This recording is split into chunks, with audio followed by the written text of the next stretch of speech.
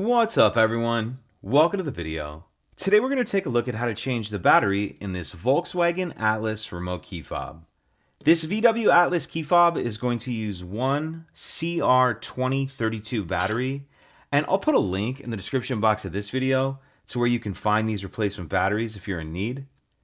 The other thing I'm going to be using to change this key fob battery is a small flathead screwdriver.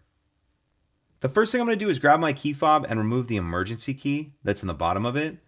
That's done by pressing this button on the side of the fob that my thumb's on, and the emergency key will slide out like that. We can just set that to the side.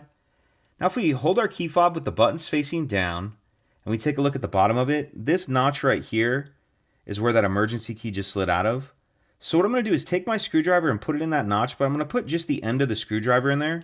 Then I'm going to pry up like that, and you can see it pops that back cover up.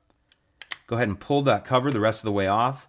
Another thing I want to point out is sometimes these clips right here that I'm touching with the end of the screwdriver, this metal piece right here will pop out. So I'm just going to give you kind of a close-up look at that so you can put yours back in. Once they pop out once, it seems like they'll almost pop out every time you open the key fob. So this one's still nice and tight, but when they do pop out, that's what that's going to look like and how it's going to go in.